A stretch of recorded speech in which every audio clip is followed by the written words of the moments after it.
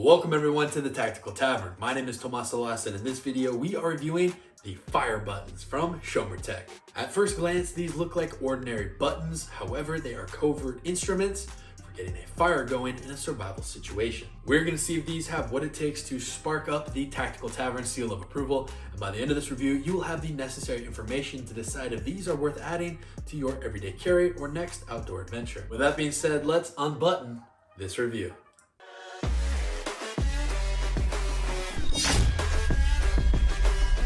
Before we begin, if you love gadgets, gear, and upgrading your everyday carry with unique accessories, take a moment to drop a like and subscribe for more content like this. At the time of this review, you can find the fire buttons for around $10 to $15 each, and they are sold separately.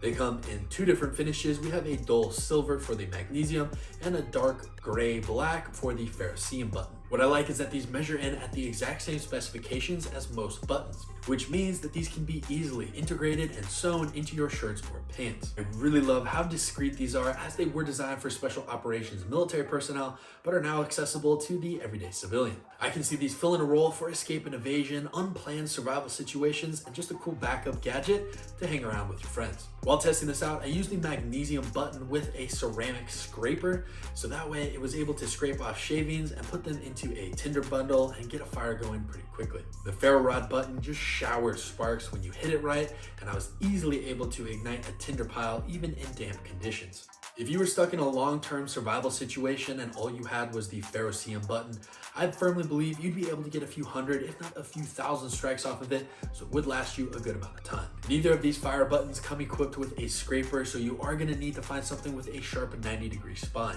For me, I found great success using the ceramic scraper or a ceramic razor blade, as well as some of their small materials. During my testing, I used a Mora Garberg in order to try to scrape these materials and ended up just scraping myself. So I found much more success using a smaller scraper because you have more control over it. So surprisingly, because the tools that were smaller were easier to work with, I ended up scraping a lot of it off with my Leatherman style PS. In the future, I would love to see a third button added into this equation made out of hardened steel that you could use to scrape it. You wouldn't have to worry about carrying or sourcing any other type of material. It would all be built into your shirt. If you were balling on a budget and you could only pick up one of these fire buttons, I would highly suggest the Ferrocerium button. This way you can actually get sparks going, whereas the magnesium is just a fire accelerant. I really enjoy these buttons, and I think it's such a unique and fun piece of everyday carry gear. I can also see them being incorporated into a bracelet or even a micro survival kit. I would recommend this to anyone into hiking, camping, hunting, or fishing, or any other type of outdoor activity. I think it's a great piece of kit to have on you, especially for those unplanned survival activities.